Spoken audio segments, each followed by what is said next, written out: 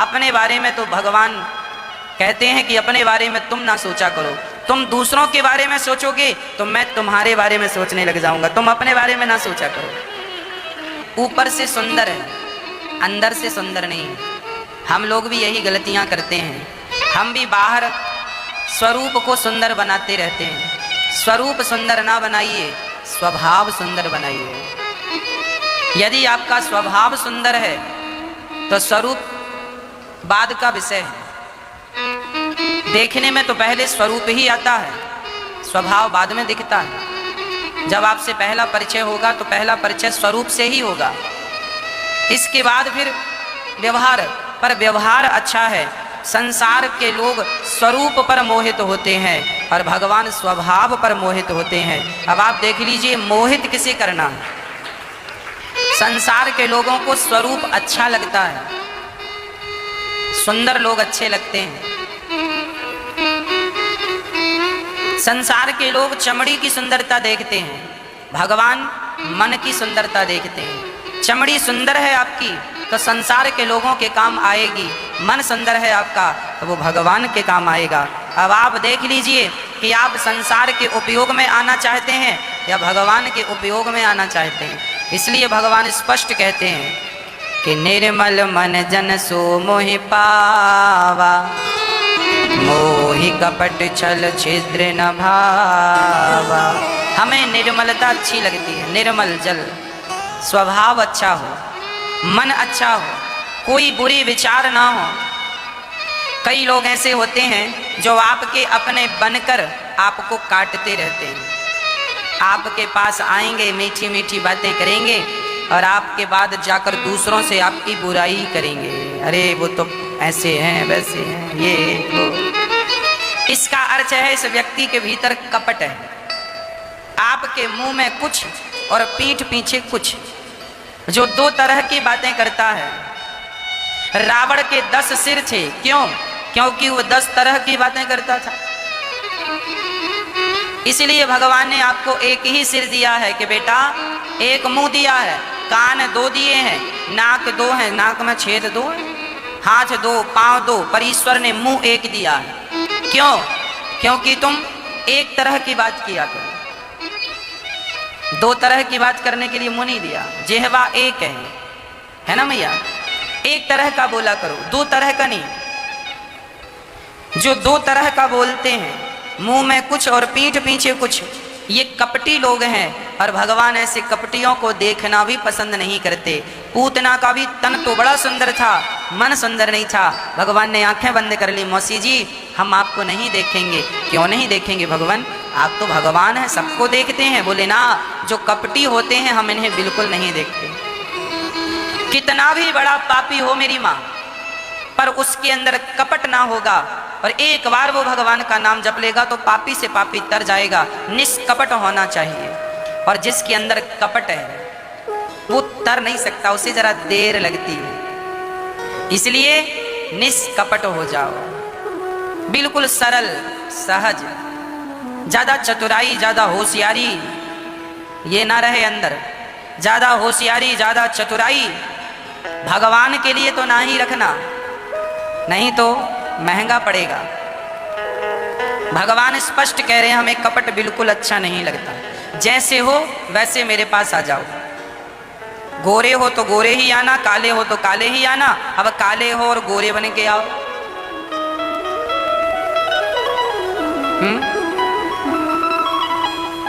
कपट ना हो। मैया जी आप लोगों के अंदर कपट है या नहीं? मैया जी, ओ मैया आपके अंदर कपट है कि नहीं? बोलो हाँ कि ना। आपके अंदर कपट नहीं है? नहीं है तो ऐसे ऐसे करो, है तो ऐसे ऐसे करो। है? अच्छा, कपट क्या है ये भी हम 2 मिनट में आपको स्पष्ट कर दें। कपट किसे कहते हैं सुन लो। जैसे कि मैं लोभी हूं, मैं लोभी हूं, मैं लोभी तो हूं, पर मैं समाज से ये कहूं साहब मैं बहुत बड़ा त्यागी हूं। मैं आपसे कहूं कि मैं त्यागी हूं मैं लोभ नहीं करता और मेरे भीतर स्वयं में लोभ बैठा है। मैं हूं लोभी पर अपने आप को कहलाना चाहूं कि मैं त्यागी हूं, यही कपट है। मैं हूं कामी, मेरे अंदर वासनाएं भरी पड़ी हैं पर मैं अपने आप को बड़ा ब्रह्मचारी कहूं, यही कपट है। मैं हूं अहंकारी पर मैं अपने आप को बड़ी सादगी से प्रस्तुत करूं, यही कपट है। इसलिए भगवान कहते हैं तुम जैसे हो वैसे ही आना मेरे पास। भगवान से देखो, काम क्रोध मद लोभ सब नाच नरक के पंथ। अच्छा बताओ, आप लोगों ने काम को जीत लिया कि नहीं? बोलो हाँ या ना। क्रोध को जीत लिया कि नहीं? नहीं। लोभ को जीत लिया कि नहीं? अहंकार को जीत लिया कि नहीं? देखो जी, ना तो हम काम को जीत सकते हैं, ना क्रोध को जीत सकते हैं, ना लोभ को जीत सकते हैं, ना अहंकार को जीत सकते हैं। और भी हमें लाखों ऐसी बुराइयां हो सकती हैं। ना तो हम निंदा चुगली छोड़ पा रहे हैं, ना तो छल कपट छोड़ पा रहे हैं, ना ईर्ष्या द्वेष छोड़ पा रहे हैं। जलन नहीं जा रही है। इसलिए भगवान से कह दो कि हे नाथ, मैंने बहुत कोशिश कर ली पर ये काम मुझे बहुत परेशान करता है। क्रोध बहुत परेशान करता है, लोभ बहुत परेशान करता है, द्वेष बहुत परेशान करता है। हाँ, इसलिए हे नाथ, मैं जैसा हूं बस मैं आपका हूं। मैंने बहुत कोशिश कर ली, मेरे से तो ये लोग हारे नहीं। अब मैं आपकी शरण में हार कर आया हूं। यदि आपकी कृपा हो गई और आपकी एक कृपा दृष्टि हो गई तो काम क्रोध लोभ मोह होंगे तो सबके भीतर, पर ये परेशान नहीं करते। बाद में जब भगवत कृपा हो जाती है तो ये हमें परेशान नहीं करते। यदि कृपा ना हो तो ये बहुत परेशान करते। तो भगवान से कहा करो कि नाथ, मैं तो कामी हूं, मैं तो कपटी हूं, मैं तो लोभी हूं, मैं तो अहंकारी हूं, पर जैसा हूं नाथ आपका हूं। अपने आप को हनुमान जी कहते हैं ना, असमय अधम सखा सुनु मोह पर रघुवीर, कीन्ही कृपा सुमेरे गुण भरे बिलोचन नीर। हनुमान जी कहते हैं मैं अधम हूं, असमय अधम। तो क्या हनुमान जी अधम है? ना। सूरदास जी गा रहे हैं, मौसम कौन कुटिल खल कामी, मेरे जैसा कौन कामी? क्या सूरदास जी कामी है? ना। पर जो भगवान का सच्चा भक्त होता है वो अपने आप को ही बुरा ठहराता है। बुरा जो देखन में चला, बुरा न मिलिया कोई, जो दिल खोजा आपुना, हमसे बुरा न कोई। अच्छा बताओ, आप बुरे हैं या नहीं? हमारे भीतर बुराइयां हैं या नहीं? हमारे स्वयं के भीतर 100-200 बुराइयां हैं और हम जमाने से कहते हैं तुम में एक बुराई है। एक बार चलनी और सुई दोनों मिली किसी शादी में। चलनी आटा चालने की और सुई कपड़ा सिलने की। चलनी और सुई दोनों एक पार्टी में मिली तो चलनी ने सुई से कहा, अरे सुई बहन कैसी हो? अच्छा, दोनों ही स्त्रियां हैं, सुई भी स्त्री है, चलनी भी स्त्री, दोनों मिल रही हैं। कहो सुई बहन कैसी हो? सुई बोली बढ़िया है, हम तो सिलते ही रहते हैं दिन भर, तुम सुनाओ कैसी हो? चलनी ने कहा, देखो बहन तुम बहुत सुंदर हो, पर हम देख रहे हैं तुम में न एक छेद जो है ये हमें बहुत चुभ रहा है। ये एक छेद तुम में ना होता तो तुम कितनी सुंदर होती। चलनी सुई से कह रही है कि तुम में एक छेद है, वो हमें अच्छा नहीं लग रहा। कौन कह रहा है? किसको कह रही है? सुई को, खुद में। सुई ने कहा, बहन हमारा एक छेद तुझे अच्छा नहीं लग रहा है? कभी अपने को भी देखो, हमारा तो एक ही छेद है और चलनी में तो छेद ही छेद है। खुद में हजारों छेद हैं वो नजर नहीं आए, दूसरे में एक छेद है वो नजर आ गया। हम में लाखों बुराइयां होती हैं, हम अपनी बुराइयां ना सुधारते हैं ना किसी से कहते हैं। दूसरों की एक बुराई पकड़ में आ जाए तो 3-3 4-4 घंटे उसकी बुराई पर बकवास कर लेते हैं। इसलिए ना कहिए दूसरों को बुरा, बुरा जो देखन में, ये बुरा जब हम कहते हैं ना तो एक उंगली आपकी तरफ होती है, 3 उंगली हमारी तरफ इशारा करती हैं। वो 1% बुरा है तो तुम 3% बुरे हो। बुरा जो देखन में चला, बुरा न मिलिया कोई, जो दिल खोजा आपुना, हमसे बुरा न कोई। हम ही सबसे बुरे हैं। इसलिए आज के बाद कसम खाओ कि किसी की बुराई नहीं देखेंगे, किसी की बुराई। हाँ, हमें क्या करना, हमारा पड़ोसी बुरा है ना। इंसानियत के नाते आप उसकी गलतियां बता सकते हैं कि साहब आप ये गलती कर रहे हैं, सुधार लीजिए, बस इतना तो उचित है। वो भी उसके सामने, उसकी पीठ पीछे जो होता है वो बुराई होती है, सामने जो कह देते हैं वो दर्पण होता है, दिखा दो भाई साहब ये गलती है आपकी, ठीक कर लीजिए बस। तो आज से आप किसी की बुराइयां नहीं देखेंगे, नहीं करेंगे, ये सीख लीजिए। यही कपट है। भगवान ने पूतना मौसी को देखकर नेत्र बंद कर लिए। अच्छा, नेत्र क्यों बंद कर लिए, इसके दूसरा भी कारण है। भगवान ने नेत्र इसलिए भी बंद किए कि पूतना माया का सहारा लेकर आई है सज धज कर, और भगवान तो मायापति है, माया तो टिकती नहीं। तो भगवान को लगा यदि देख लेंगे तो इसकी पोल खुल जाएगी, लीला अधूरी रह जाएगी, इसलिए नेत्रों को ही बंद कर लिया कि चलो लीला हो जाए, इसलिए आंखें बंद कर लिए। अच्छा, भगवान ने आंखें इसलिए भी बंद की कि भगवान ने देखा पूतना बहुत बड़ी पापनी है, पर मेरी शरण में आई है। तो भगवान आंख बंद करके पूतना का हिसाब किताब करने लगे। कितना भी पाप क्यों ना हो, एक भी पुण्य मिल जाएगा तो मैं इसे भवसागर से पार लगा दूंगा, इसलिए नेत्रों को कर लिया बंद। पूतना ने उठाया भगवान को, और पूतना ने उठाकर अपना स्तन मुंह में दे दिया। भगवान स्तन पान करने लगे। अच्छा, पूतना के स्तनों में दूध के साथ जहर भी था। देखो, ये जहर पिलाने आई है।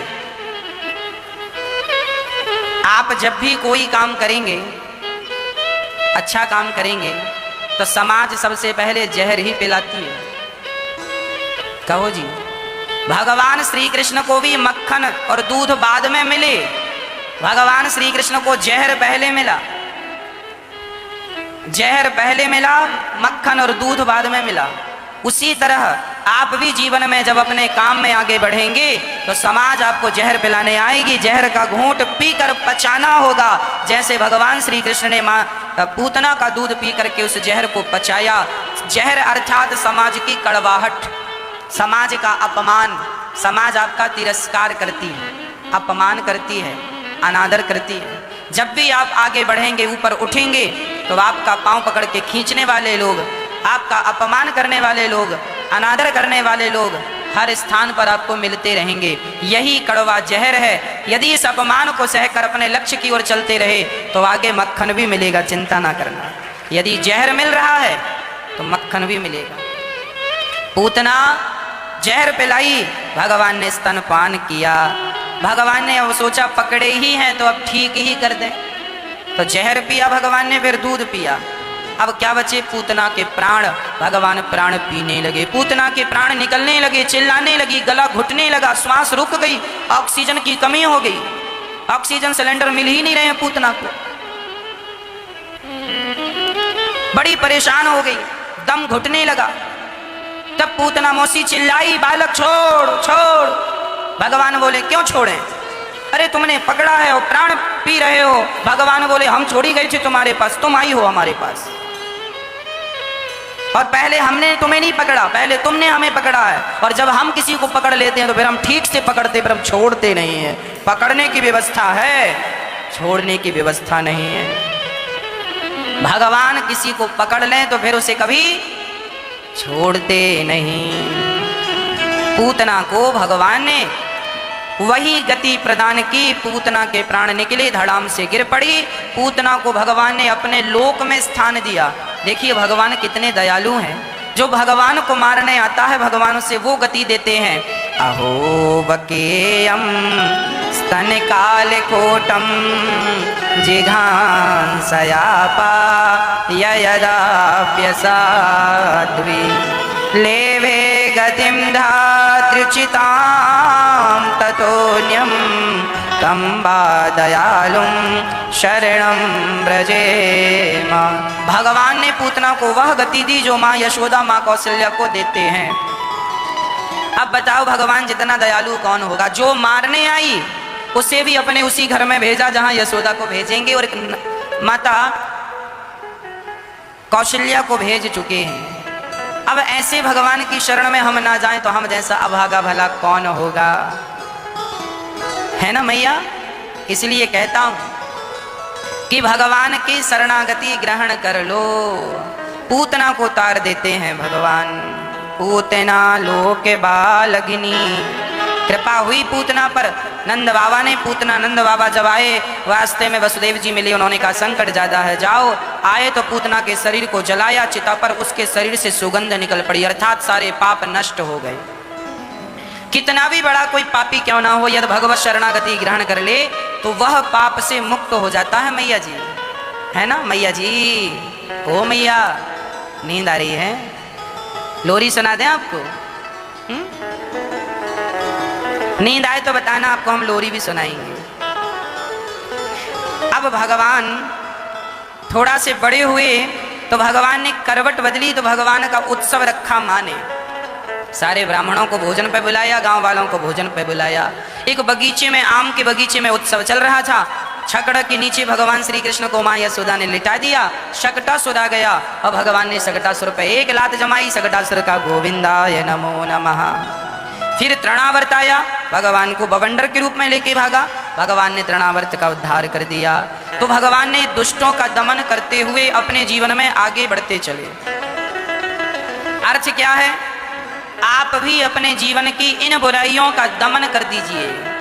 तृणावर्त क्या है? हमारे जीवन की बुराई, है ना। शकटासुर क्या है? हमारे जीवन की बुराई।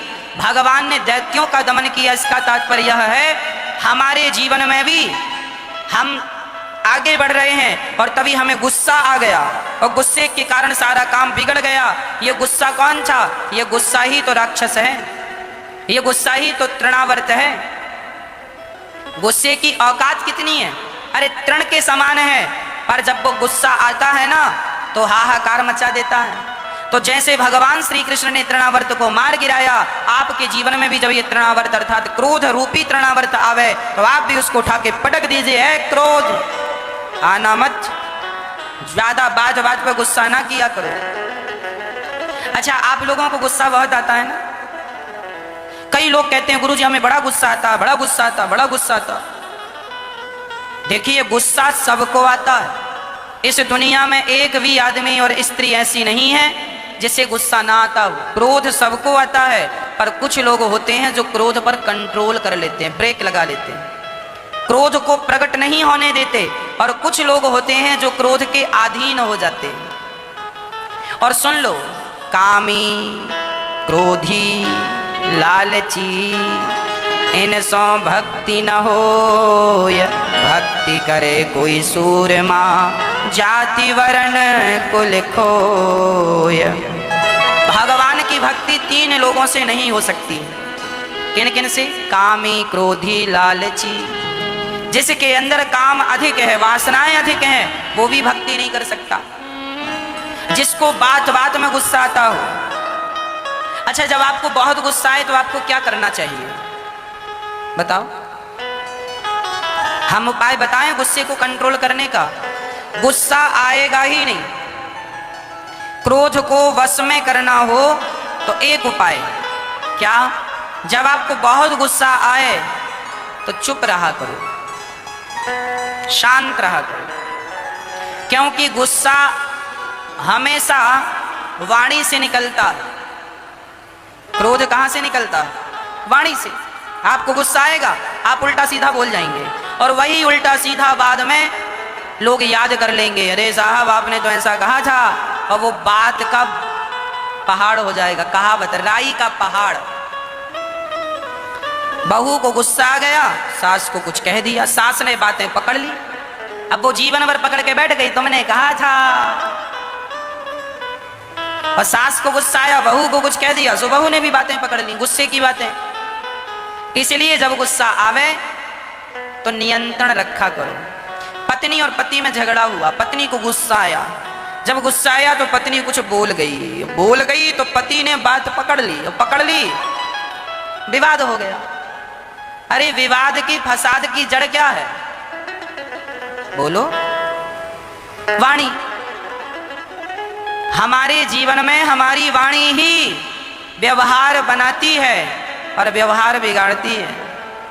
वाणी ही ऐसी है जिससे संबंध बनाए भी जाते हैं और वाणी ही ऐसी है जिससे संबंध बिगाड़े भी जाते हैं। राम राम जी, कैसे हो, सब बढ़िया है, ऐसी बातों से तो संबंध बनते हैं। आपके घर में कोई आवे, आप किसी के घर में जाएं और सामने वाला आपको आओ जी कैसे हो, सब कुशल है, आनंद है, आप आए, बड़ी प्रसन्नता हुई, ऐसा लगा कि भगवान आ गए। ये बातें सामने वाला करेगा तो आप बिल्कुल दोस्त हो जाएंगे, उसके फैन हो जाएंगे, अरे अच्छी बातें करता, अच्छा आदमी। और एक के घर आप जाएं और वो बढ़िया आपको भोग खवाए, 56 भोग खवाते हुए कहे, जब आप रसगुल्ला खा रहे हो और कह रहे हो बड़ा सुंदर है, तभी वो कह दे क्यों, बाप की राज में कभी खाया है? अभी रसगुल्ला आपके मुंह में ही था और आप तारीफ कर रहे हैं, बढ़िया रसगुल्ला, बढ़िया प्रसाद बनाया तुमने, और तभी वो कह दे खाए कभी बाप की राज में? तब क्या होगा? आपका जो रसगुल्ला मुंह में है ना, वो भी निगला नहीं जाएगा। संबंध बिगड़ गए, एक छोटी सी बात में संबंध बिगड़ गए, हाँ या ना? ऐसे ही तो बिगड़ते हैं संबंध, बनते भी वाणी से हैं। और मैया हो गई पंचायत। बताओ संबंध कहां से बनते हैं? मैया बताओ कहां से बनते हैं संबंध? हाँ, वाणी से। और संबंध बिगड़ते कहां से हैं? मैया। वाणी से बनते हैं और वाणी से बिगड़ते हैं। इसलिए किसी को कड़वे शब्द ना कहा करें। सत्यम ब्रूयात प्रियम ब्रूयात।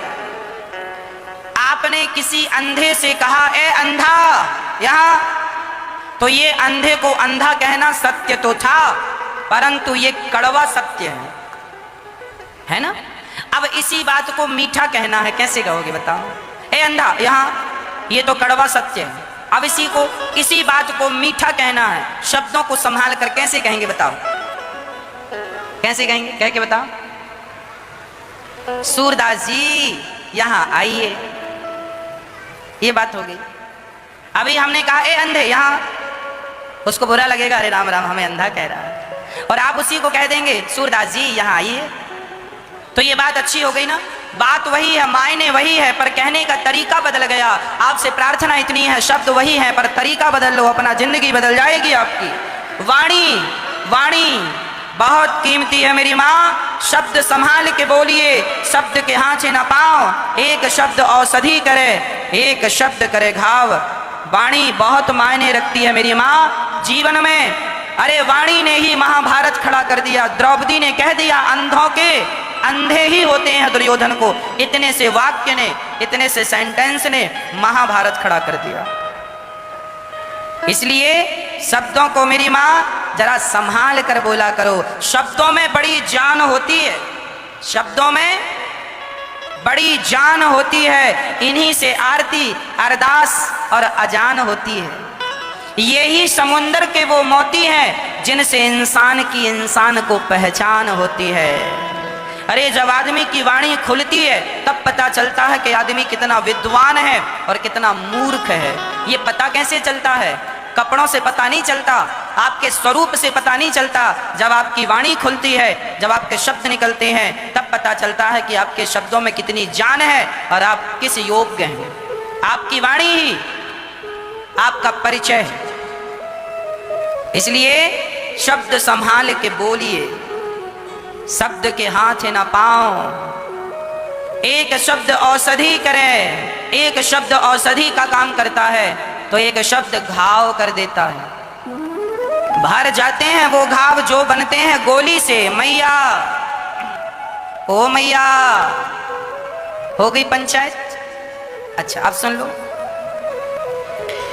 भर जाते हैं वो घाव जो बनते हैं गोली से, पर वो घाव नहीं भरते जो बनते हैं कड़वी बोली से। इसलिए जरा शब्दों को संभालिए और अपने शब्दों पे निगरानी रखिए कि हम क्या बोल रहे हैं, हमारा बोला हुआ कितना सही है, कितना गलत है। आपने अपनी बहू को क्या कह दिया, आपने अपनी पत्नी को क्या बोल दिया, आपने अपनी माँ को क्या बोल दिया, क्या वो शब्द बोलने की वहाँ जरूरत थी जो तुमने बोला है माँ के लिए, पिता के लिए, पत्नी के लिए, पुत्र के लिए? ना। आप यदि किसी को गलत शब्द कह दोगे और कहने के बाद यदि सॉरी कह दोगे तो माना कि सामने वाला समझदार होगा तो आपको माफ कर देगा, पर माफ करने के बाद भी एक खटास रह ही जाती है कि देखो इन्होंने ये कह दिया। सॉरी कहना पड़े इसकी नौबत ही ना आवे, काम ही ऐसा मत करो कि सॉरी कहना पड़े। इसलिए पत्नी से जो भी कहा करो सोच विचार के कहा करो, ये नहीं कि जो मुंह पे आया कह दिया। पति को कहा करो तो जरा सोच विचार के कहा करो, ये नहीं जो मुंह पे आया कह दिया। अपनी माँ को कुछ कहा करो, सोच विचार के कहा करो। हो सकता है तुम्हारे शब्दों से तुम्हारी माँ का, तुम्हारी पत्नी का दिल दुख जाए और वो बहुत परेशान हो जाए, शब्दों से परेशान हो जाए। इसलिए मनसा वाचा कर्मणा, मन से वाणी से अपने कर्मों से किसी को दिल ना दुखाना, किसी का दिल ना दुखाना। बोलने के पहले बोलो, यदि पहले तुम तौलो फिर मुख को खोला करना। बोलने के पहले अपने शब्दों को तराजू में रख के तौल कर देखो कि जो शब्द हम दूसरों के लिए कहने जा रहे हैं, इन शब्दों से उन पर क्या प्रभाव पड़ेगा, उन्हें रात को नींद आएगी कि नहीं। यदि हमें कोई कड़वा शब्द कह के चला जाए तो आज रात को नींद नहीं आती, वो शब्द ही रातों की नींद हराम कर देते हैं कि नहीं। अरे ऐसा कह दिया। आपने भी यदि किसी को कहा है, आप तो कह के सो गए, पर कभी सोचा है जिसे आपने कुछ कहा है वो रात को सोया होगा कि नहीं, उसके बारे में सोचा है आपने। इसलिए शब्दों को मेरी माँ संभाल कर बोला करो। इसलिए कहता हूँ ज्यादा से ज्यादा मौन रहा करो, मौन रहो तो ही अच्छा है। कम से कम विष मत घोलो, कम बोलो, ज्यादा मौन रहो।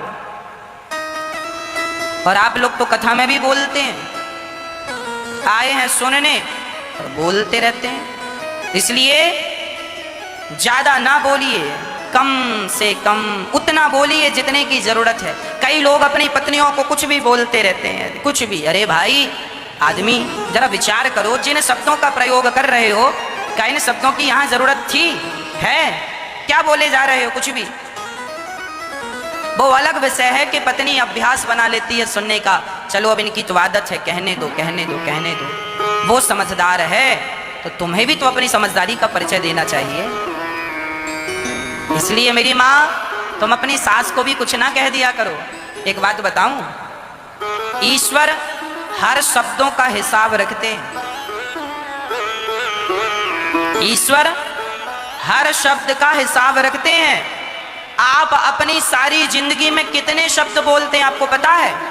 यदि आप 50 साल जिंदा रहेंगे तो आप कितने शब्द बोलेंगे पूरी जिंदगी में? लगभग 96 अरब शब्द बोलेंगे। 96 अरब शब्द बोलेंगे आप। और निंदा चुगली कर रहे हैं तो और बढ़ जाएगा, उसमें भी 3-3 घंटों के तो शब्द जुड़ेंगे। इसलिए शब्दों को कम कम कम कम कम बोलिए, ज्यादा से ज्यादा राम राम सीता राम राधे श्याम राधे श्याम। राम जी कैसे हैं? राम जी अच्छे हैं। राम जी खा लिए? राम जी खा लिए। हर बात में भगवान का नाम, हर हाल में भगवान का चिंतन। व्यर्थ के शब्दों से क्या है? इसलिए हमारे संत और शास्त्र कहते हैं जब भी बोला करो, जब भी कुछ कहा करो, सत्संग किया करो, भगवत चर्चा किया करो, व्यर्थ की बातें ना। कम से कम बोलिए, अधिक से अधिक चुप रहिए। गुस्से पर कंट्रोल करना है, चुप रहना सीखिए।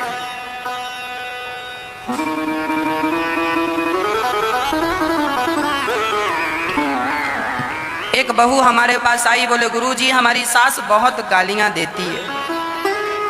हमने कहा अच्छा, बोले कोई उपाय बता दो।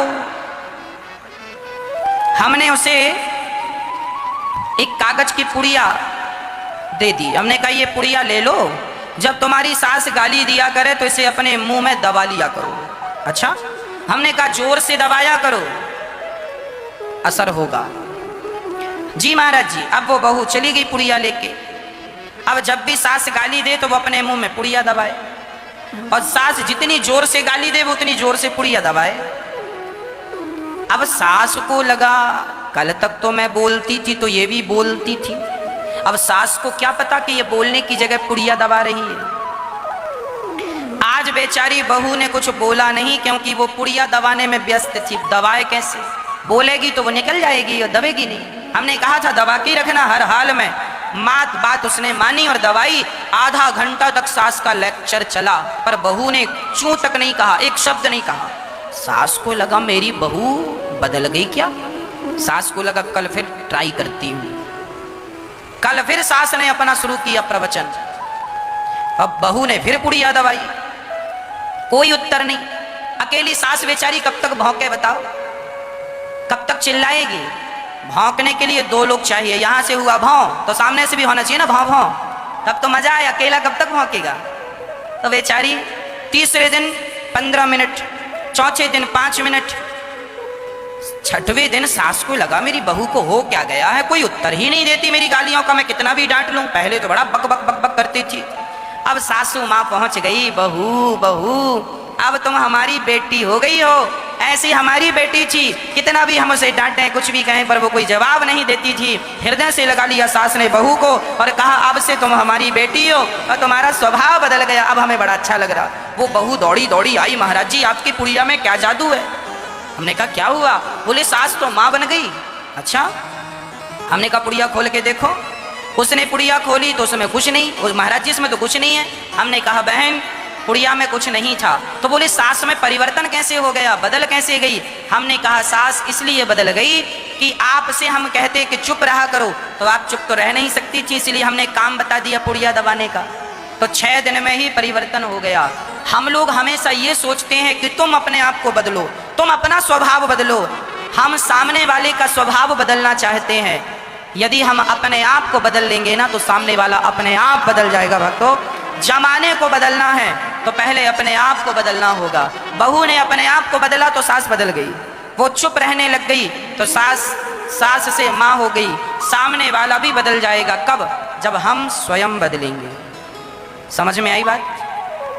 इसलिए हम ये ना गाना गाएं कि तुम बदल जाओ, तुम बदल जाओ। शुरुआत अपने से करें, हम बदल जाएं। हम अपना स्वभाव बदल लें, अपना चिड़चिड़ाना बदल लें, शांत चित्त से रहना सीख लें। हर बात का उत्तर देना जरूरी नहीं है, हर गाली का प्रति उत्तर देना जरूरी नहीं है। शांत चित्त से समझदारी से जीवन जियोगे तो आनंदमय जीवन होगा। अब भगवान बड़े हुए, नामकरण संस्कार गर्गः पुरोहितो राजन यदो नाम सुमहातपा ब्रजम जगाम नंदस्य वसुदेव प्रचोदितः। गर्गाचार्य जी भगवान वसुदेव जी के गुरु थे। कहा वसुदेव जी ने जाइए पुत्र का नामकरण संस्कार गुरुदेव आप कर लें। गर्गाचार्य जी भगवान का नामकरण संस्कार करने आए। हमारे हिंदू धर्म में, सनातन संस्कृति में संस्कारों की बड़ी महिमा रही है मैया। बच्चों को संस्कार देना ना भूल जाइएगा। धन दौलत बाद में दिया करो, बच्चों को संस्कार पहले दिया करो। बंटवारे में धन दौलत नहीं, संस्कार। यदि बेटा योग्य है तो उसे धन देने की जरूरत नहीं है, योग्य है तो काम बन जाएगा। धन दौलत तो बाद का विषय है ना। तो पहले संस्कार दीजिएगा, मजबूत बनाइएगा, स्ट्रांग बनाइए। बच्चे का चरित्र मजबूत कर दीजिएगा, बच्चों का चरित्र मजबूत कर दीजिएगा। बच्चों का स्वभाव अच्छा, बड़ों के प्रति सम्मान हो, व्यवहार अच्छा हो। आज हम लोगों को देखते हैं अधिकांश लोग व्यवहार कुशल नहीं हैं। आज मैया जी, आज समाज में रिश्तों में खटास क्यों है? क्योंकि आज व्यक्ति व्यवहार कुशल नहीं है। आज लोगों को व्यवहार करना नहीं आता, बात करनी नहीं आती। सामने वाले से बात कैसे करनी है, लोग बात कैसी कर, ए चलो हटो हटो हटो हटो हटो, रास्ता दो, चलो चलो चलो। ये कोई बात करने का तरीका है? किसी को भी हटो हटो, कुछ भी ना, कुछ भी ना। हम एक बात कह दें मेरी माँ, गरीब से गरीब आदमी क्यों ना हो, मजदूर आदमी ही क्यों ना हो, पोंछा लगाने वाली या पोंछा लगाने वाला ही क्यों ना हो, जूता सिलने वाला ही क्यों ना हो, हमें सम्मान सबका करना चाहिए। यदि हम सम्मान सबका करते हैं तो यह निश्चित है कि आप व्यवहार कुशल हैं। व्यवहार कैसे करना है? कोई आवे सामने, अब एक उदाहरण से हम देखो, आप यदि दुकान चलाते हैं तो आजकल ना दुकानदारी में, बिजनेस व्यापार में भी सबसे पहले व्यवहार कुशलता है। क्या है? व्यवहार कुशलता। एक बार मुझे अपनी बात याद है, मैं आपको अपनी बात करता हूं, लोगों का व्यवहार कैसा है और कैसा होना चाहिए। एक बार हमारे घर में कोई उत्सव था, तो हमारे यहाँ पान की जरूरत थी। पान, लोग आ रहे थे तो उन्हें पान, तो हम पान वाले की दुकान में गए और हमने कहा पान वाले भैया से, भैया जरा 50 मीठे पान लगा के दो। उसने कहा हम 10 मिनट में आपको दे रहे हैं। 10 मिनट तक हमने दूसरा काम किया। 10 मिनट बाद हम पान वाले की दुकान में गए, कहा पान दो, तो उन्होंने पान दिए, तो सारे पान डैमेज थे।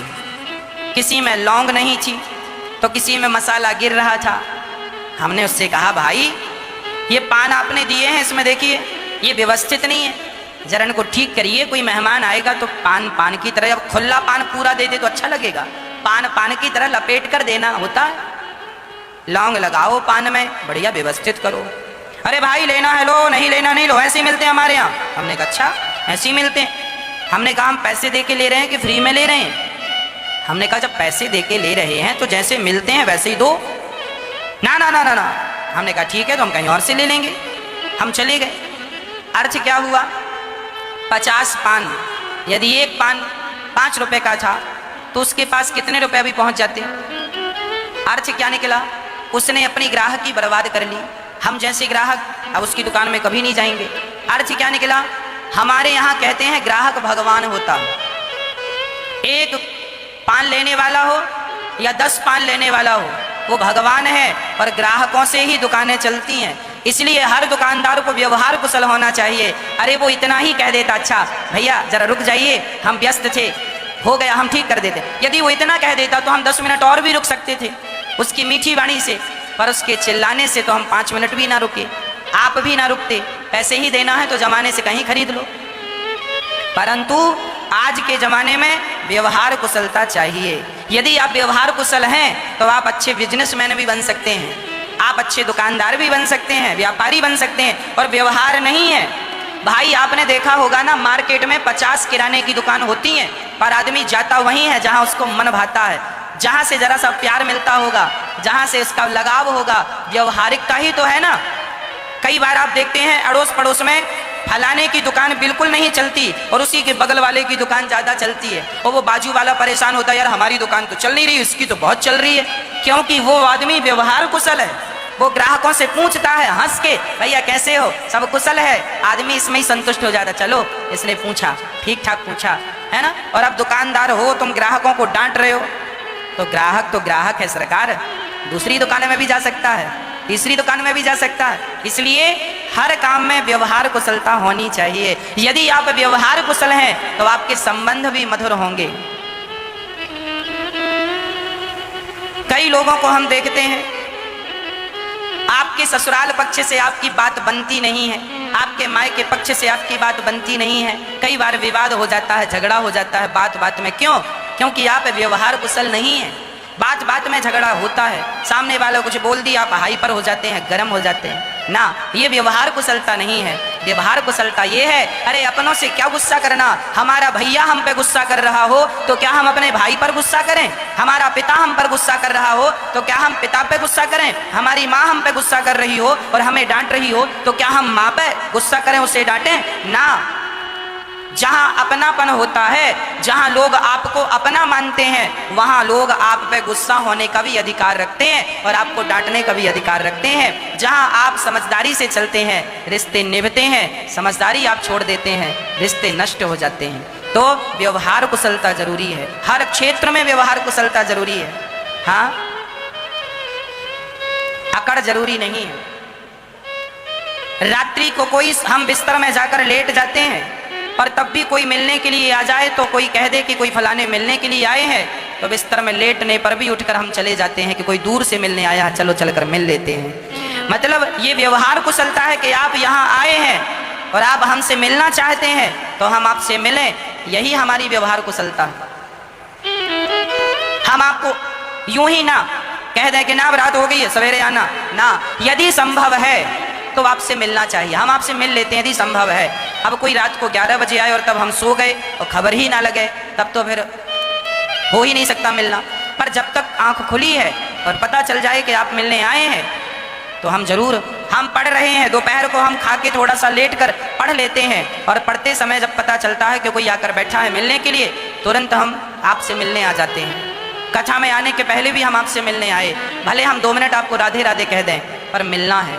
जब हम आपसे प्रेम करते हैं तभी तो आप हमसे प्रेम करते हैं। यदि हम आपसे प्रेम ना करें तो आप हमसे प्रेम क्यों करेंगे? तो हर क्षेत्र में व्यवहार कुशलता चाहिए। क्या चाहिए? व्यवहार कुशलता। एक प्रेम। आज का इंसान पैसों का भूखा नहीं है, कोई भी। आज का इंसान प्रेम का भूखा है, पैसों का कोई भूखा नहीं है। प्यार चाहता है, प्यार।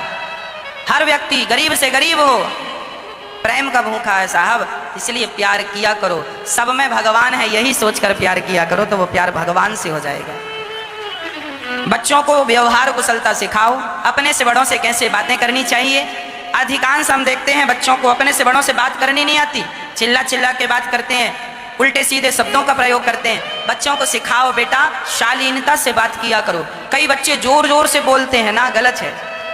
बहुत तेज नहीं बोलना चाहिए, शालीनता से, सामने वाला सुन ले और आप सुन ले बस। तीसरा आदमी खड़ा है उसे भी सुनाई ना पड़े, आहिस्ता आहिस्ता बोलिए, धीरे धीरे बोलिए, अच्छा बोलिए। ये सारी बातें बच्चों को सिखाओ, काम आएंगी भविष्य में। अभी बच्चे बच्चे हैं, कल बड़े होंगे, यही बातें काम आएंगी। आजकल आप देखते हैं ना, सेल्समैन लोग जो आते हैं, किसी बड़ी बड़ी कंपनियों के जो प्रचारक होते हैं ना, वो कितनी अच्छी बातें करते हैं। जैसे आपके घर में वो पानी वो लगाने वाला आता है, आरओ लगाने वाला, कितनी बढ़िया। सर रात को 2 बजे, दिन के 2 बजे बैल बजाएगा, 2 बजे नींद में आप गुस्से से आए, कौन? आरओ वाला आया, आरओ वाला। अरे हमारे घर में आरओ लगा है, अब फिर आ गए, अभी पिछली बार तो लगवाए थे। अरे सर हम इसीलिए आए हैं, यदि कोई खराबी आ गई हो फिल्टर विल्टर बदलने का तो हम करवाएं काम। नहीं सब बढ़िया, अभी तो लगा पिछले महीने। हाँ सर हमारा नंबर रख लीजिए, कभी भी आपको अड़ोस पड़ोस में जरूरत पड़े हमका संपर्क कीजिएगा। आप उस पर चिल्लाते हैं, कई बार तो गालियां लोग निकाल देते हैं, पर फिर भी वो सेल्समैन जो है ना, उन्हें सिखाया जाता है कि तुम्हें सामने वाले से कैसी बात करनी है। यदि तुम भी गुस्सा कर लोगे तो कैसे तुम्हारी बिक्री होगी, कैसे तुम्हारा काम चलेगा। इसलिए वो तुम पे गुस्सा करे चलेगा, तुम्हें उस पर गुस्सा नहीं करना। ये सिखाया जाता है, पढ़ाया जाता है, तब कहीं जाके आदमी अपना व्यापार, अपना बिजनेस सफल बना पाता है। कोई भी व्यापार बिजनेस करने के लिए आज व्यवहार कुशलता चाहिए। आपको सबसे पहला पाठ व्यवहार का सीख लेना चाहिए। ये जीवन भर काम आएगा, ताउम्र काम आएगा। हर क्षेत्र में व्यवहार काम आता है। हाँ, हर क्षेत्र में काम आता है। भगवान गर्गाचार्य जी नामकरण कर रहे हैं। यशोदा ये आपका बेटा है, ये रोहिणी की गोद में इसका नाम होगा राम, पर बल अधिक होने से लोग कहेंगे बलराम। और ये कर्ष्यति कृष्ण, ये कृष्ण है जिनको देखकर लोग आकर्षित हो जाएं, जिनका हृदय इनकी तरफ खिंचा चला जाए। इनका नाम शुक्लो रक्तस्तथा पीता इतानि इदानीं कृष्णतां गतः। इनका नाम कृष्ण है, कृष्ण वर्ण है इनका, इसलिए कृष्ण इनका नाम है। अब भगवान बड़े हुए घुटनों के बल। अच्छा मैया भगवान से क्या कहती है जानते हो? आज मैया दही मंथन कर रही है, वो कन्हैया वहां बैठे हैं, तो मैया पूछती जाती है कन्हैया, तो कन्हैया कहते हैं मैया अच्छा ये बता तेरी आंख कहाँ है? आप भी अपने बच्चों को कहते हैं तेरी आंख कहाँ है, तो कन्हैया भगवान आंखों में हाथ रख देते हैं, ये आंख। फिर मैया कहती तेरी नाक कहाँ? ये नाक। तेरा मुंह कहाँ? ये मुंह। तेरे कान कहाँ? ये कान।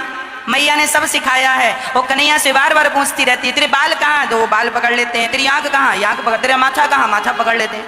भगवान के संग मैया सारी बातें करती है और ज्यादा से ज्यादा समय मैया भगवान के संग गुजारती है। क्या जीवन है, क्या भाव है माँ यशोदा का। माँ यशोदा हर हाल में कृष्ण के संग रहती हैं और दही मंथन करती हैं। माँ यशोदा के घर हजारों दास दासियां हैं, पर मैया यशोदा दही मंथन अपने हाथ से करती हैं कि अपने हाथ से निकाला हुआ मक्खन में अपने कृष्ण को खवाऊंगी। भगवान की पूजा स्वयं करो, भगवान की सेवा स्वयं करो, भरोसे काम नहीं होता। माँ यशोदा एक पल भी व्यर्थ गवाना नहीं चाहती थी। कृष्ण की सेवा मैं स्वयं करूंगी, पूजा मैं स्वयं करूंगी। एक दिन भगवान अपने घर में ही मक्खन पड़ा था, उसे निकाल कर खा लिया। मैया पहुंच गई, च्योरे लाला तेने मक्खन चोरी करी है? कन्हैया बोले मैया मैंने मक्खन ना चुरायो। तो लाला तेरे मुंह में मक्खन क्यों लगा है? कन्हैया बोले मैया तेने जो उंगलियों में बड़ी बड़ी अंगूठियां पहना रखी हैं ना, ये अंगूठियों में जो नग लगे हैं ये जल रहे थे, सो मैंने अपना हाथ मक्खन के मटके में डाल दिया, जलन कम हो जाए। अच्छा तो मुंह में कैसे लगा? बोले फिर मुंह में मक्खी बैठी तो मक्खी उड़ाया तो मुंह में लग गया। अच्छा एक दिन कन्हैया अपने घर में मक्खन निकाल कर खा रहे थे, तभी भगवान की नजर खंबे पर पड़ी। वो खंबा मणि का था, मणि मतलब दर्पण जैसी थी, तो भगवान का भी चित्र खंबे पर दिखाई पड़ा। तो भगवान चिल्लाए मैया पकड़ियो चोर घर में घुस गयो है। अब मैया दौड़ी दौड़ी आई, लाला चोर कहाँ? तो कन्हैया खंबे के सामने खड़े होकर अपना ही चित्र दिख रहा था, प्रतिबिंब, ये मैया। और जैसी कन्हैया ने उंगली बढ़ाई तो वहां से भी उंगली आई। कन्हैया देख मुझे। कन्हैया बोले मैया देखियो ये मुख उंगली दिखाए। अब मैया चुपचाप खड़ी है और कन्हैया कह रहे मैया देख याने मक्खन खाई लियो। उनके मुंह पे तस्वीर में मक्खन लगा, प्रतिबिंब में। देख मैया याने मक्खन खाई लियो। मैया देख चोर घर में आ गयो। अब भगवान रोए भी लगे तो वो भी रोने लगा, प्रतिबिंब ही तो है। भगवान सामान्य लीलाएं कर रहे हैं। क्यों? क्योंकि इन लीलाओं को देखकर बच्चे जब छोटी छोटी हरकत करते हैं ना, तो माँ बड़ी प्रसन्न होती है उसको देख करके। बच्चा चलता है, कुछ करता है, खेलता है। कई बार बच्चों को आटा मिल जाए तो आटा पूरे सिर में डाल देते हैं, नहा लेते हैं आटा से और पूरा आटा लपेट के जाते हैं माँ के पास। माँ देखती है, अरे हंसती है, नुकसान हो गया, वो नुकसान की भरपाई हो जाएगी। पर ये जो आनंद है, इस आनंद का लुप्त माँ उठाती है, ये आनंद है। छोटे माँ को बच्चा रोटी बनाते देख रहा, जब मैया रोटी बनाती तो कन्हैया भी बोलते मैया मैं भी रोटी बनाऊंगा। थोड़ा सा आटा मैया देती और कन्हैया एक छोटी सी चौकी रखते और आटा रखते और ऐसे ऐसे रोटी बनाते। भगवान जो काम मैया करे वही काम भगवान करें। एक दिन मैया भगवान की पूजा करने लग गई, तो भगवान बोले ला मैया मैं पूजा करूं। तो जैसे मैया स्नान कराए वैसे भगवान स्नान कराने लगे। जैसे मैया आंख बंद करे, एक पिताजी अपने बच्चे को लेकर के मंदिर गए, तो पिताजी हाथ जोड़ करके स्तुति करने लगे, कहने लगे त्वमेव माता च पिता त्वमेव, त्वमेव बंधुश्च सखा त्वमेव। हाथ जोड़ करके स्तुति करने लगे। तभी वो छोटा सा नन्हा सा बच्चा, उसने अपने पिता को देखा कि कुछ कह रहे हैं। अच्छा उस बच्चे को कुछ कहना नहीं आता था, पर उसने अभी स्कूल जा करके काखा गाघा सीखा था, तो उसने भी कहने लगा काखा गाघा काखा गाघा काखा गाघा काखा गाघा काखा गाघा। पिता ने कहा क्यों, ये क्या कह रहा है? तो बच्चे ने कहा पिताजी जो आपसे आता है वो आप कह रहे हैं, जो हमसे आता है वो हम कह रहे हैं। बच्चे वही सीखते हैं जो माता पिता करते हैं। इसलिए आप अच्छा काम करेंगे तो बच्चे अच्छा सीखेंगे, आप ही गलत काम करेंगे तो बच्चे तो गलत ही सीखेंगे। इसलिए बच्चों के संस्कार माँ बाप को देखकर बनते और बिगड़ते हैं। माता पिता अच्छे हैं, घर का वातावरण अच्छा है तो बच्चे अच्छे ही होंगे। इसलिए घर का वातावरण अच्छा करो, पति पत्नी तुम दोनों बड़े प्रेम से रहो। अब पिता शराब पी के आएगा, घर में पत्नी से झगड़ा करेगा, माँ पिता झगड़ा कर रहे हैं तो बच्चों पर प्रभाव क्या पड़ेगा? इसलिए शराब पी के आए हो तो बच्चे भी फिर शराब की तरफ बढ़ेंगे। इसलिए कभी भी हमें यह काम नहीं करना चाहिए। हम अच्छे तो बच्चे अपने आप अच्छे होते जाएंगे। अब भगवान जब बड़े हुए तो घर घर ग्वाल वालों की मंडली तैयार किए। चलो गोपियों के घर आज मक्खन चोरी करते हैं, सखियों के घर जाते हैं, मक्खन चोरी करते हैं।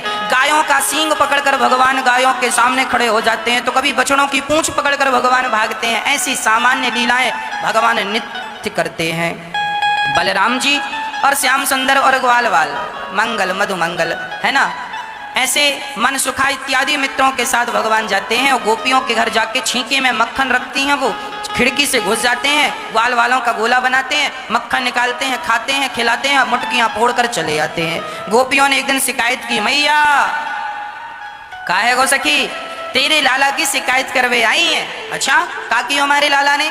तब गोपियों ने कहा वत्सान मुंचन क्वचित समय क्रोश संजात हासा स्तेयम स्वादवत्यथ दधिपयः कल्पितैस्ते योगे मरकान् भोक्षन् विभजति सचेन्नाति भाण्डं भिनत्ति द्रव्यालाभे सग्रह कुपितो यात्युप्यक्रोश्यतो का। वत्सान मुंचन, मैया तेरे लाला ने आज सारे बछड़ों को खोल दिया। बछड़ों ने जाए कि गैया का सारा दूध पी लिया। मैया बुलाती है, च्यों रे लाला, ये गोपियां सच कह रही हैं, आज तैने इनके घर जाए कि सारे बछड़ों को खोल दिया।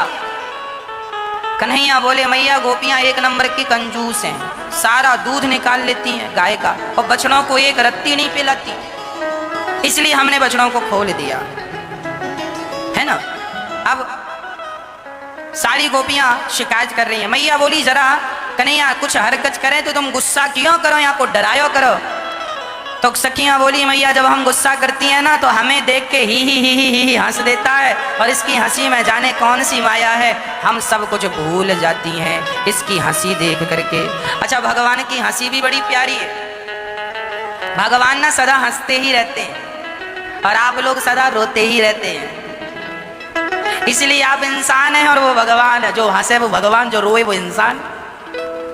आप लोग सदा रोते रहते हैं, रोते रहते हैं, रोते रहते हैं, कुछ भी मिला रोना है, रोना है, रोना है। आदमी हंसना चाहता ही नहीं है। जितना तुम्हारे पास है उतना ही बहुत है प्रसन्न रहने के लिए। एक आदमी का 10 लाख रुपए का फायदा हो गया। हमने कहा, क्यों भाई, अब तो प्रसन्न हो, 10 लाख रुपए महीने में मिले। अरे महाराज जी कैसे प्रसन्न रहे, हमारे पड़ोसी को तो 15 लाख का फायदा हो गया। वो अपना फायदा देख के खुश नहीं है, पड़ोसी के फायदे को देखकर दुखी है।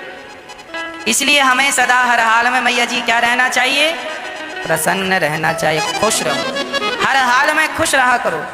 पति अच्छा है तो भी खुश, और बुरा है तो अब क्या कर लोगे। अब बुरा है तो आप अच्छा कर सको तो कर लो, नहीं जैसा है अब वैसा ही रहेगा, उसे बदला नहीं जा सकता। अब उसी के संग खुश रहना सीख लो। अब दुखी रहने से भी क्या होगा, सारी जिंदगी तुम्हारी रोते रोते चली गई, अब जरा मुस्कुरा लो, हंस लो। देखो जिंदगी में ना समझौता करना सीख लेना चाहिए। एक मैया बोली, महाराज जी हमारे पति, अब हम अपने पति से तलाक लेना चाहते हैं। वो मैया ये बात कब बोल रही थी, जब वो 60 साल की हो गई। 60 साल की मैया बोली, महाराज हम अपने पति से तलाक लेना चाहते हैं। जब उनके नाती पोते बड़े बड़े हो गए थे, शादी हो गई नाती, तब कह रही हैं बुढ़ापे में हम पति से तलाक लेना चाहते। हमने कहा, मैया क्यों। अरे बुढ़े से कोई सुख नहीं मिला, जीवन भर परेशान किया, रुलाया, सिर्फ दर्द दिया, सारी जिंदगी इसके संग, बुढ़े के संग रोते रोते गुजर गई, कोई सुख नहीं दिया इस आदमी ने। हमने कहा, मैया कोई सुख नहीं दिया इस आदमी ने, तो अब 60 साल में तुम तलाक लेके क्या सुख लेने जाओगी। कौन सा सुख चाहिए अब तुम्हें 60 साल बुढ़ापे में। अब जितने सुख मिलने थे सो मिल गए, अब सारी हाथी निकल गया है, पूंछ बची है, सारी जिंदगी निकाल दी, थोड़ी सी और निकाल लो, बुढ़ापे में काहे माथे में कलंक लगाती हो। जीवन में समझौता कर लो। तुम्हारा पति दुष्ट है, यदि तुम्हारा पति कांटा है तो बबूल के संग, हमारे घर के अगल बगल में बबूल लगा है माना कि, तो अब हम क्या करें कि बबूल के कांटों के संग रहना ही सीख लें। हमारे घर के बगल में यदि गुलाब लगा होता तो हम गुलाब के संग रहना सीखते। तुम्हारा पति जैसा है, तुम्हारी पत्नी जैसी है, तुम्हारा बेटा जैसा है, तुम्हारा जीवन जैसा है, उस जीवन में अब पॉजिटिव रहना सीख लो। मंदोदरी रावण के संग जीना सीख गई कि नहीं। रावण कोई अच्छा था। अब सोचो आपका पति आपके सामने दूसरी औरत को उठा के ले आए और कहता है रावण सीता से, ऐ सीता तुम हमारी तरफ देख लो, हम तुम्हें मंदोदरी आदि, अब आगे मंदोदरी तुम्हारे पांव में तेल लगाएगी और तुम्हारी सेवा करेगी, तुम्हारी दासी बनेगी मंदोदरी। यदि तुम हमारी रानी बन जाओगी तो मंदोदरी तुम्हारी, हम मंदोदरी को दासी। अब सोचो मंदोदरी को कितना बुरा लगा होगा। ये सुंदर कांड में लिखा है। रावण कहता है, ऐ सीता एक बार विलोक मम ओरा, देख मंदोदरी आदि सब रानी, ये मंदोदरी आदि जो रानियां है ना, ये तेरे चरणों में सेवा करेंगी, तेरे कपड़े धुलेंगी, एक बार मेरी तरफ देख ले सीता। अब सोचो मंदोदरी भी बगल में खड़ी थी, सुन रही थी। अब सोचो मंदोदरी को कितना गुस्सा आ रहा होगा, मेरा पति कह रहा दासी बना दूंगा। आपका पति कहता हो ऐसा, तो आप बगल में खड़ी हो, किसी महिला को देख के कहे तुम आओ हमारे पास, पर हमारी पत्नी तुम्हारे कपड़े धुलेगी, तो आपको बुरा लगेगा कि नहीं। तो महारानी बनना या दासी बन जाएगी, आपको बुरा लगेगा। पर सोचो मंदोदरी जैसी स्त्रियां अपने रावण जैसे पति के संग रहकर भी वो आदि हो गई। चलो अब जैसा है, विधाता ने जैसा लिखा है वैसा मिल गया। अब ये जिंदगी काट लो, अब अच्छे कर्म करेंगे तो अगली बार भगवान कृपा करके सब बढ़िया करेंगे। अब ये जो जा रही है इसे जाने दो, समय को काट लो भैया किसी बहाने से। लिखा किस्मत में मिटता नहीं मिटाने से, लिखा किस्मत में मिटता नहीं मिटाने से, समय को काट लो भैया किसी बहाने से। अब ये बताएं, ये तुम समय थोड़ा सा काट लो, जैसा है पति जैसी है पत्नी, जैसा बेटा बेटी उनके संग काट लो, समय गुजार लो, समय ही तो गुजारना है। मौत तो आ ही रही है, फिर जब मौत आ जाएगी तब फिर मौत के संग चले जाएंगे, सब छूट जाएगा झंझट। जब तक मौत दूर है तब तक हंसते मुस्कुराते जी लो। अरे रोकर भी गुजरना है, हंसकर भी गुजारना है, तो क्यों रोकर गुजारे, हंसकर गुजार लें। गुजारना ही तो है, तो रोकर क्या फायदा। हमें पता है एक समुद्र के बीच में एक नौका फंस गई, समुद्र में ऐसी हवा चली, तूफान उठा कि वह नौका रास्ता भटक गई, और वहां उसमें जितने यात्रीगण थे वो सब रोने लगे, सारे लोग रो रहे थे, पर उस नौका में एक आदमी मुस्कुरा रहा था। सबने पूछा क्यों, नौका रास्ता भटक चुकी है और अब हम नौका पानी में डूब जाएगी, हम सब समुद्र में डूब कर मारे जाएंगे। बोले रो, हंस क्यों रहे हो। उस आदमी ने कहा तो क्या रोने से नहीं मरोगे। जब समुद्र में नौका फंस ही गई है और डूबना ही है, जब ये निश्चित है कि मरना ही है, तो रो के मरने से फायदा, हंसते हंसते मरो। मरना ही है तो रोने से क्या होगा। इसलिए हर हाल में हमें पॉजिटिव रहना चाहिए, हर हाल में हमें प्रसन्न रहना चाहिए। हर हाल में क्या रहो मेरी माँ, प्रसन्न रहो। बहू गाली दे तो भी प्रसन्न रहो। मेरे जीवन में कोई पाप हुए होंगे जिसके कारण मुझे मेरी बहू गाली दे रही है, उस पापों का ये दंड मुझे मिल रहा है। न देना दोष किस्मत को, विपत्ति तो सब पे आती है। इसलिए जब तुम्हारा बेटा गाली दे तो दोष न देना, तुमने कोई पाप किया होगा उसी का ये दंड मिल रहा है, भोग लो। समय को काट लो भैया, किसी बहाने से कट रहा है, काट लो। कोई पाप था सो दंड मिल रहा है, अब पाप ना कर लेना, आगे ठीक हो जाएगा। हाँ, इसलिए उस हाल में भी प्रसन्न रहो। क्या शिकायत करें हम किसी से। सच कहता हूं मेरी माँ, हमें किसी से कोई शिकायत नहीं है, ना तो पत्नी से शिकायत है ना तो पति से शिकायत हो। जीवन में किसी से शिकायत ना हो। आपको यदि पति से शिकायत है तो आप दुखी रहेंगे। आप चाहती हैं कि हमारा पति राम जैसा हो, पर मिल गया है रावण जैसा, तो फिर मंदोदरी बन जाओ। क्या बन जाओ, मंदोदरी। वो खुश थी उस हाल में। हर हाल में प्रसन्न रहो, मुस्कुराने का मौका ना गवाओ। पता नहीं ये मुस्कुराने का मौका फिर कब मिलता है। 84 लाख योनियों में विधाता ने केवल आपको और हमको ही हंसने और मुस्कुराने का अवसर दिया है। क्या कुत्ता और बिल्ली को आपने हंसते सुना, देखा? क्या भैंस हंसती है, बंदर हंसता है? फिर आप हंसते हैं तो हंस लीजिए, मुस्कुरा लीजिए।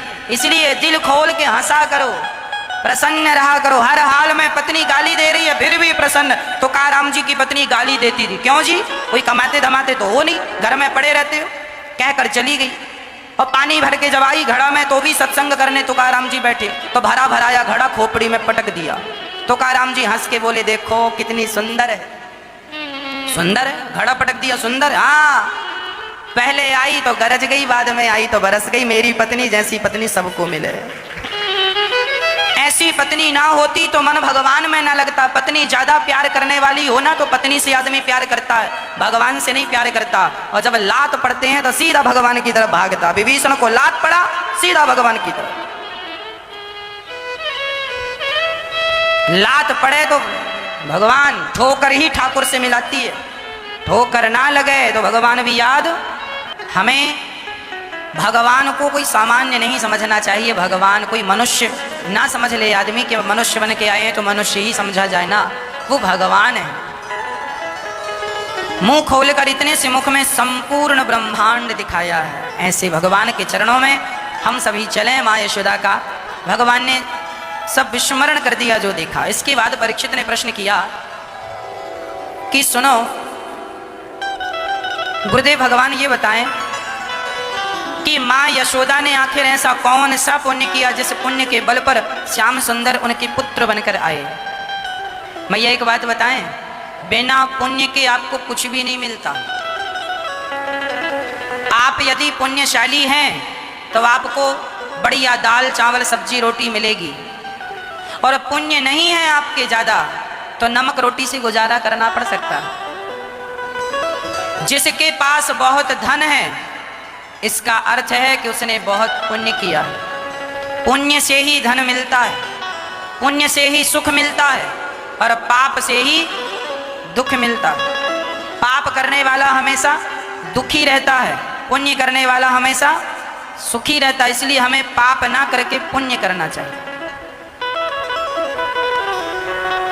माता यशोदा पिछले जन्म में कौन थी? इनका नाम था धरा। माँ यशोदा को धरा कहा जाता था। पिछले जन्म में इनका नाम धरा था। इनके पास सब कुछ था। नंद बाबा का नाम था द्रोणो वसुनाम प्रवरो धरया सह भार्यया। द्रोण और धरा, द्रोणो वसुनाम, ये द्रोण नाम के वसु थे। नंद बाबा का नाम था द्रोण और यशोदा का नाम पिछले जन्म में था धरा। ये बहुत बड़े राजा थे। इनके नियम था कि कोई भी द्वार पर आए उसे कभी खाली हाथ नहीं जाने देते थे। देने के लायक ये ईश्वर ने बनाया है, जरूर दीजिएगा। यदि हम देने के योग्य हैं और फिर ना दें तो फिर पाप लगता। एक बार क्या हुआ, एक अमीर आदमी था। हम चले गए उनके पास। हमने उनको बताया कि भैया, सामान्य बन के गए, सामान्य, उनको पता नहीं था कि ये कथा सुनाने वाले हैं। सामान्य रूप में चले गए। हमने उनको बताया कि गौरी गोपाल वृद्धाश्रम में हमारी माताएं रहती हैं, यदि ईश्वर ने सामर्थ्यता दी है तो जरूर कुछ दान कीजिएगा माओ के लिए। तो वो भड़क गए। अरे जब देखो तब मुंह उठाए चले जाते हो मांगने के लिए। कोई भी आ जाता है, ये दे दो वो दे दो, मांगने, जब देखो तब मांगने आ गए। हमने उनसे कहा, भाई एक बात कहें? हाँ हाँ कहो। हमने कहा, सारे लोग आपके घर मांगने इसलिए आते हैं क्योंकि ईश्वर ने आपको देने के लायक बनाया है। देने के लायक नहीं बनाया होता ना तो क्षमा करना, आपके घर कोई ना आता। यदि आपके घर कोई मांगने आए, आपसे कोई मांग रहा है, तो बड़ी प्रसन्नता रखनी चाहिए कि ईश्वर का धन्यवाद, मुझे आपने इस लायक बनाया कि मेरे द्वार पर कोई लेने के लिए आता है। और भगवान से यही प्रार्थना करता हूँ कि आप सदा ऐसे ही बने रहें कि आपके द्वार पर लेने वालों की भीड़ लगी रहे। देने वाले बनो। यदि देने वाले बनकर भी नहीं दिए तो तुम्हें भी फिर लेने वाला बनाएगा भगवान। खड़े रहना द्वार पर लेने के लिए। ये बताओ कि लेने वाला अच्छा होता है कि देने वाला? बोलो। देने वाला बड़ा होता है, लेने वाला। इसलिए बामन भगवान लेने के लिए गए, इसलिए बामन भगवान भी छोटे बनकर गए। भले वो भगवान है पर जा रहे हैं लेने। 3 पग भूमि, इसलिए छोटे बनकर गए। यदि ईश्वर ने तुम्हें देने के लायक बनाया है तो जरूर देना। नहीं दोगे तो अगले जन्म में या इसी जन्म में समय बदल जाएगा और फिर आप भी देने वाले की जगह फिर आप भी लेने वालों की भीड़ में खड़े हो जाएंगे। इसलिए ये तो आपकी खुशनसीबी है कि विधाता ने तुम्हें देने के लायक बनाया। इसलिए बनाया है तो दिल खोल कर दो। जब हम देते हैं तो विधाता हमें देता है। नदी कभी ये नहीं कहती कि अब पानी मत लेना, जितना पानी ले सको ले लो। जब वो पानी आपको बांटती है, सबको देती है, तो भगवान पानी की पूर्ति उसे करते हैं। आज तक गंगा सूखी नहीं, आज तक नर्मदा सूखी नहीं, आज तक यमुना जी सूखी नहीं। देती आई हैं, देती आई हैं, तो इन्हें भी विधाता देते जा रहे हैं। और इसलिए इनका जल मीठा है, जबकि समुद्र ने आज तक एक बूंद किसी को पानी नहीं दिया। इसलिए उसके पास जल बहुत है, पर वो जल खारा है, क्योंकि जो नहीं देता उसका धन किसी काम का नहीं रह जाता। घर में ज्यादा धन आ जाए तो दोनों हाथ से दान करना शुरू कर दो, नहीं तो वही धन डुबा देगा। पांडवों के पास धन आया तो उन्होंने धन से धर्म किया, कौरवों के पास धन आया उन्होंने धर्म नहीं किया, तो वही धन उन्हें डुबा देता। इसलिए धन बहुत कमाना चाहिए, खूब धन कमाना चाहिए। हमारे शास्त्रों में यह कहीं नहीं लिखा गया कि तुम पैसे ना कमाओ, पर आप लोगों को यही सुनने मिलता है, पैसों का क्या करोगे, पैसों का क्या है ना। ऐसी बातों में ना उलझ जाना। पैसे बहुत कमाया करो, काम धाम और अच्छे से अच्छा करो। 10,000 कमाते हो तो 20,000 कमाने की कोशिश करो, 50,000 कमाते हो तो लाख कमाने की कोशिश करो, और 10 लाख रुपए महीने में कमाते हो तो 50 लाख कमाने की कोशिश करो। बहुत पैसा कमाओगे तो आप बहुत धर्म कर पाओगे, बहुत दान कर पाओगे। नहीं कमाओगे तो क्या करोगे। इसलिए बच्चों को कहो वो अपने आप को सफल बनाए। पैसा कमाना, व्यापार करना, बिजनेस करना, पैसा कमाना बुरा नहीं है, पैसों का दुरुपयोग करना बुरा। सदुपयोग करेंगे तो आप अमर हो जाएंगे। मरने के बाद भी लोग याद करेंगे, वाह ऐसा आदमी था कि उसने अपने जीवन में जितना धन था सब धर्म के लिए था। धर्मो रक्षति रक्षिता।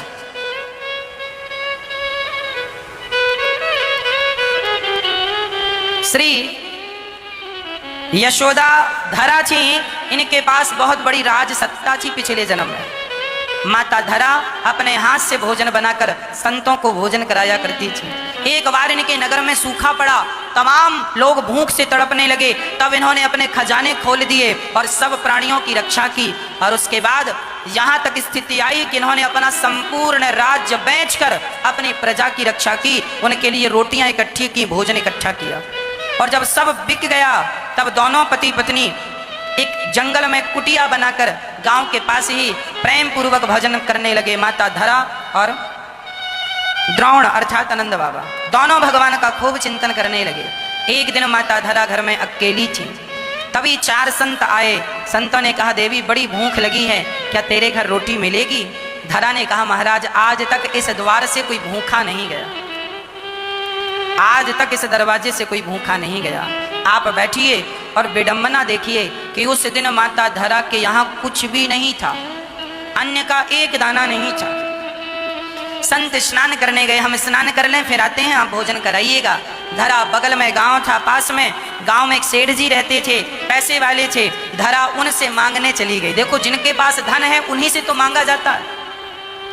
धरा ने सेठ जी से कहा, भैया हमारे घर संत आए हैं, हमें कुछ पैसे उधार दे दो, हम जल्दी से जंगल की लकड़ी बेचकर आपका कर्जा चुका देंगे। वह व्यक्ति धरा की सुंदरता देखकर वह लट्टू हो गया। अच्छा धरा रानी ही तो थी, शरीर बड़ा सुंदर था, तपस्या थी तो और चमक थी।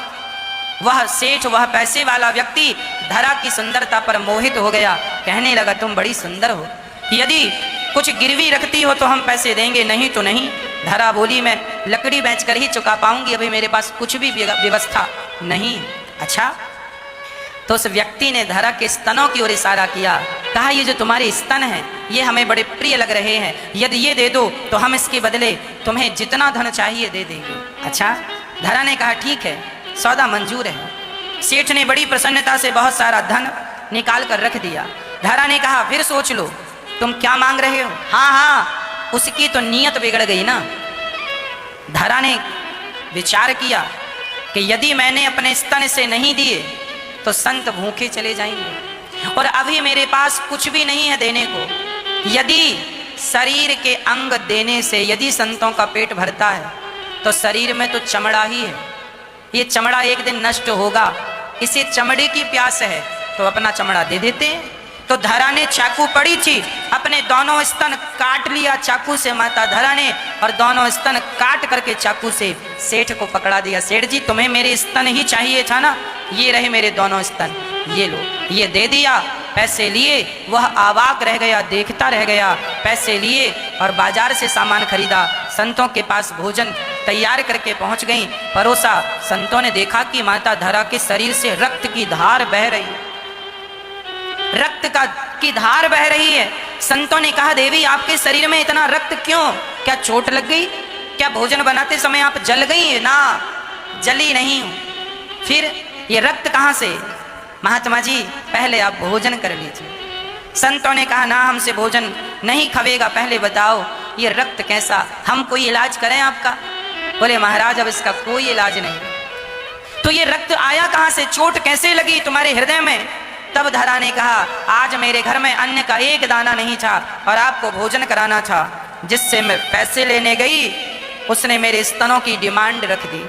तो मुझे लगा कि शरीर तो एक दिन नष्ट हो ही जाएगा, यदि ये शरीर किसी के काम आ गया तो काम आ जाए, नहीं तो ये तो नष्ट होना ही है।